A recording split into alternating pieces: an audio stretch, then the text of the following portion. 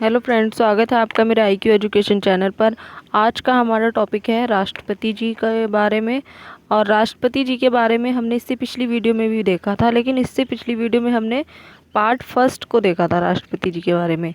तो part first में हमने कुछ अनुच्छेद के बारे में डिस्कस किया था, और आज जो कुछ अनुच्छेद छूट गए थे उनके बारे में हम डिस्कस करेंगे। तो आज राष्ट्रपति जी का जो टॉपिक है वो कंप्लीट हो जाएगा इस वीडियो में, और इससे आगे हम फिर बाद में पढ़ेंगे उनकी शक्ति के बारे में। और आज हम पढ़ेंगे 56 अनुच्छेद से। तो 56 में कहा गया है पदाविधि। पदाविधि क्या है राष्ट्रपति जी की, वो देख लेते हैं। तो पदाविधि में कहा गया है कि 5 वर्ष तक का कार्यकाल होता है राष्ट्रपति जी का, और उनके शपथ लेने से, जिस दिन से वो चुनाव लड़ने के बाद, जीतने के बाद जब आते हैं, तो जब राष्ट्रपति जी शपथ लेते हैं, शपथ लेने से 5 वर्ष तक वो अपने पद पे रहते हैं। ठीक है। और अगर उनको त्यागपत्र देना है तो वो उपराष्ट्रपति जी को त्यागपत्र दे सकते हैं। उपराष्ट्रपति जी को त्यागपत्र देके वो अपने पद से हट सकते हैं। ठीक है।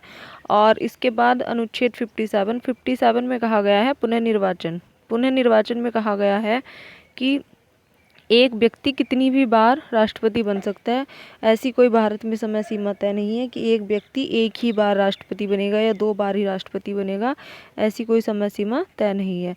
और सबसे लंबे कार्यकाल के जो राष्ट्रपति जी रहे हैं भारत में, वो डॉक्टर राजेंद्र प्रसाद रहे हैं। वो 10 साल तक राष्ट्रपति पद पर कार्यरत रहे हैं।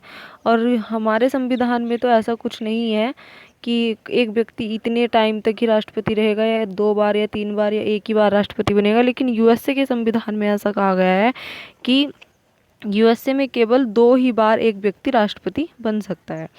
तो अनुच्छेद 57 आई होप आप लोगों को समझ आ गया होगा। अब देखते हैं अनुच्छेद 58। तो 58 में कहा गया है योग्यता के बारे में। योग्यता क्या होगी एक राष्ट्रपति की? एक राष्ट्रपति की योग्यता होगी कि वो भारत का नागरिक होगा, 35 वर्ष की आयु पूरा कर चुका होगा, और लोकसभा का सदस्य बनने योग्य होगा, और किसी लाभ के पद पर नहीं होगा। तो ये तो जो योग्यता है, ये तो भारत में बहुत सारे 50% से ज़्यादा लोगों की ये योग्यता है। तो ये क्या सब लोग राष्ट्रपति बन जाएंगे? नहीं, ऐसा नहीं होगा। इसके लिए कुछ और भी बातें कही गई हैं कि राष्ट्रपति बनने के लिए प्रस्तावक और अनुमोदक का होना जरूरी है। अब प्रस्तावक और अनुमोदक कौन होंगे? प्रस्तावक और अनुमोदक होंगे कि जो चुनाव आयोग में नॉमिनेशन के समय का जो उनका निर्वाचन मंडल है, निर्वाचन मंडल में कौन होते हैं? निर्वाचन मंडल में हमने पिछले अनुच्छेद में पढ़ा था कि सांसद और विधायक होते हैं। तो सांसद और विधायक मिला के 50 प्रस्तावक हो और 50 अनुमोदक हो। सांसद और विधायक मिला के 50% वोट दें और 50% दोनों का हो वोटिंग निर्वाचन में, तभी एक व्यक्ति राष्ट्रपति बन सकता है। ठीक है।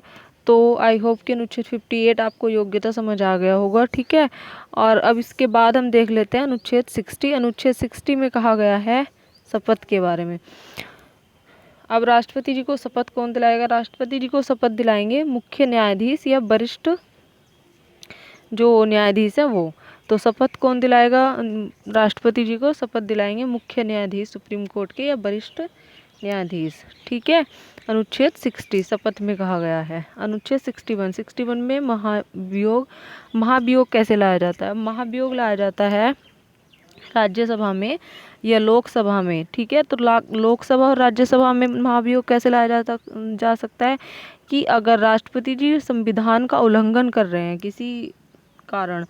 तो वैसे तो ऐसा आज तक हुआ नहीं है भारत में, लेकिन अगर ऐसा होता है कि राष्ट्रपति जी अपने पद पे रह के सही से काम नहीं कर रहे हैं या संविधान का उल्लंघन कर रहे हैं, तो उनके खिलाफ राज्यसभा में और लोकसभा में महाभियोग संसद में लाया जा सकता है। और उनको महाभियोग लाने से 14 दिन पहले उनको बताया जाएगा कि आपके खिलाफ महाभियोग लाया जा रहा है संसद में और आपने संविधान का उल्लंघन किया है।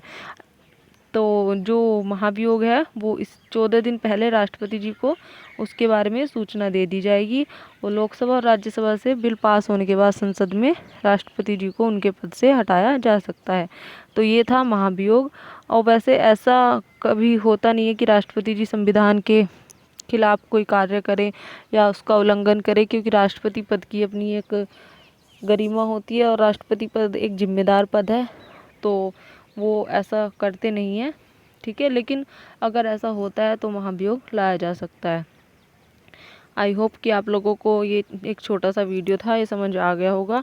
और इससे आगे हम पढ़ेंगे शक्तियों के बारे में राष्ट्रपति जी की।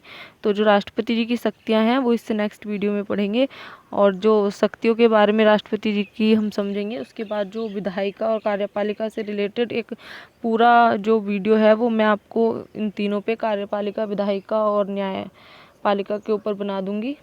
तो आप IQ एजुकेशन के साथ जुड़े रहिए और मिलते हैं नेक्स्ट वीडियो में।